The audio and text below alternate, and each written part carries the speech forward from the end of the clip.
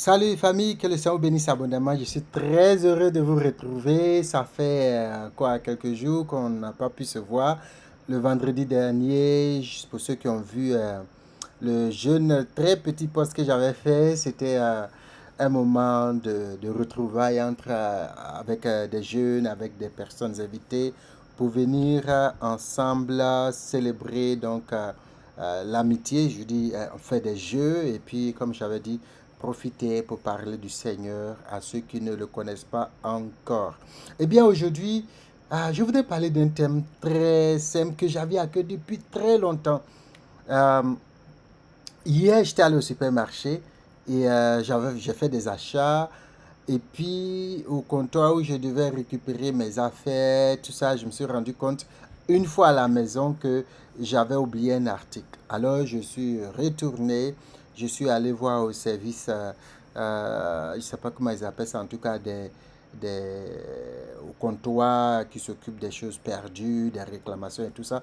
Et donc, je suis arrivé, j'ai dit, je laissé tout à l'heure un article là où je rangeais mes affaires, est-ce que vous ne l'avez pas vu? Et tout de suite, la dame me fait sortir le document, en fait, l'article que j'avais acheté, que j'avais laissé dans le magasin. Ici, c'est quelque chose qui m'a beaucoup marqué au Japon. Je me rappelle une fois, je marchais avec ma fille, je revenais de l'université euh, et on a vu un portefeuille, il y avait près de 85 000 yens. En son temps, c'était presque 5,5 fois 1, donc il faut compter autour de 400, 500 000 francs CFA dans un portefeuille. Et il y avait ce qu'ils appellent les koban, ce sont des postes de police voilà, décentralisés. Donc je vais là, je leur dis, écoute, on a pris ça là sur la route. Ils ont récupéré, on a fait les décharges remplies, ceci, cela. Et puis, bon, ils nous ont remerciés. Et plusieurs fois, ça se passe comme ça dans ce pays où il y a moins d'1% de chrétiens. Un pays où trouver une église est quand même difficile. Les chrétiens sont rares, surtout des chrétiens japonais. Mais une société qui a une morale, une société qui est telle que vous pouvez perdre quelque chose et puis vous ne pas trop vous soucier. Bien sûr, il y a des exceptions. Je me rappelle en 2018, on a eu des professeurs qui étaient venus ici, docteur H. Gaza, professeur Dibi, professeur Ake de l'Université Cocody, on les avait invités pour un symposium et puis un workshop. Et puis quand ils sont arrivés, eux, moi, nous sommes allés manger quelque part. Mais je précise que c'était un resto chinois. Eh bien, on a mangé, on a fini. À peine on a fini de manger, on est sorti. Professeur Dibi avait laissé son portefeuille, il avait oublié son portefeuille.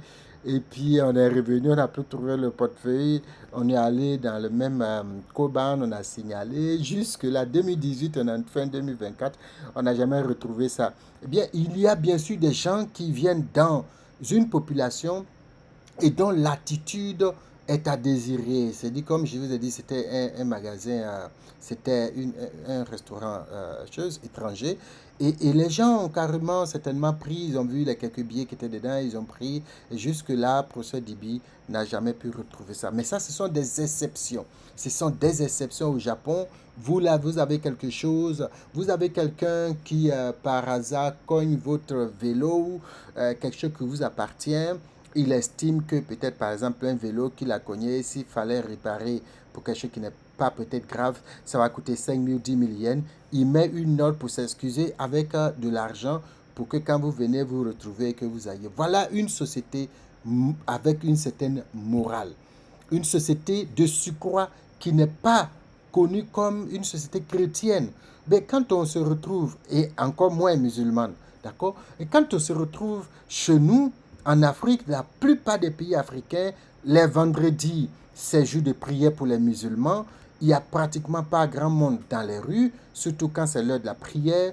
Les dimanches et samedis pour certains, il n'y a pratiquement pas de monde dans les rues parce que tout le monde va à l'église. Le cas de la Côte d'Ivoire montre que plus de 75% de la population, c'est-à-dire 7 personnes sur 10, presque 8 sur 10, sont soit musulmans ou chrétiens.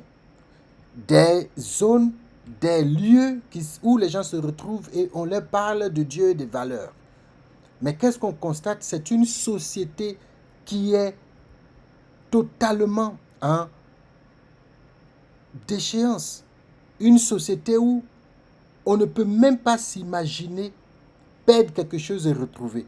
Une société où la morale a foutu le camp, comme si les gens allaient à l'église et ne comprenaient rien du tout de ce que la Bible leur enseigne ou de ce qu'ils lisent dans les Bibles, qui est que ce qui est à César doit être à César, ce qui est à Dieu doit être à Dieu. Il ne faut pas faire du mal à son ami. Aujourd'hui, il y a des gens qui ont carrément peur de se retrouver à Djamé parce que là-bas, que ce soit des personnes véhiculées ou pas, il y a de fortes chances qu'on vous arrache de force, donc, ou bien même qu'on vous vole vos affaires de valeur. Souvent même qui n'ont pas de valeur, mais juste un sac parce qu'ils pensent qu'il y a quelque chose d'une certaine valeur dedans. Ils récupèrent, ils volent, ils vont souvent même aller jusqu'à faire du mal.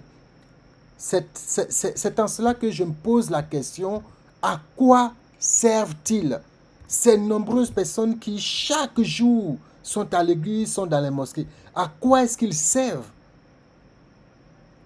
Si vous n'êtes pas capable d'avoir la moindre morale, le moindre principe de vie, si c'est impossible, à quoi est-ce que vous servez?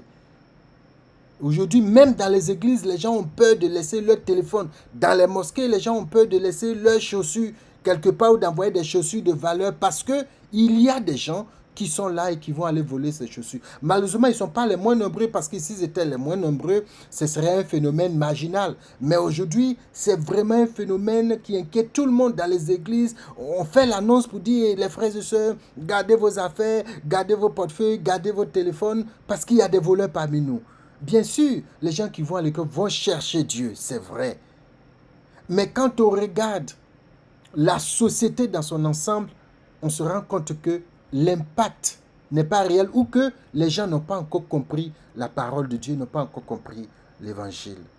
Et ça, c'est quelque chose qui m'a marqué ici, au Japon et dans certains autres pays. Il faut avoir de la valeur. Les chrétiens, nous devons être des exemples. La Bible dit qu'on est la lumière du monde. Mais la Côte d'Ivoire compte près de 40% de chrétiens. Ça veut dire presque, on dirait, sur 10 personnes, au moins 4 sont chrétiens. Mais est-ce que tous sont nés de nouveau? Est-ce que tous ont fait le choix de marcher selon les valeurs de la Bible? Parce que si c'était le cas, au moins 40% des travailleurs, au moins 40% des personnes dans la société en général ne seraient pas soumises ou ne seraient pas dans des conditions de corruption, de vol, dans des conditions, dans des situations donc, qui plombent l'économie, qui plombent la vie de la nation. Il faut qu'on se pose les bonnes questions et qu'on mène la réflexion et qu'on prenne des décisions et qu'on fasse en sorte que l'Église soit le moteur de la vie sociale, de la vie de développement de nos nations. De nos nations. Et cela commence par avoir un peu de morale. Et ça, c'est très important.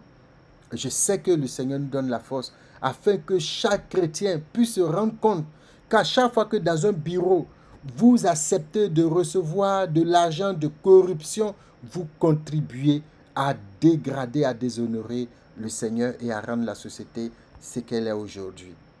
Vraiment que le Seigneur nous aide à être des modèles et à suivre ce que la parole de Dieu nous dit, non pas à l'église seulement, mais dans la société, dans les rues, dans nos bureaux, partout où nous passons. Alors que le Seigneur bénisse abondamment. Je voulais vraiment partager cela avec vous et dire qu'en tant que chrétiens, nous avons une grande responsabilité dans la stabilité, dans le développement, dans la vie morale de nos nations. Soyez bénis. Passez un bon week-end pour ceux qui sont à la convention des assemblées de Dieu à Boaké. Que la paix, la grâce du Seigneur soit sur vous. Que le Saint-Esprit descende et que chacun retourne avec une portion de la flamme de l'Esprit pour être justement un modèle dans sa localité afin que la gloire revienne au Seigneur. Alors je vous souhaite un très bon week-end. Par la grâce de Dieu, on va se retrouver le vendredi prochain. D'ici là, soyez bénis et à très bientôt.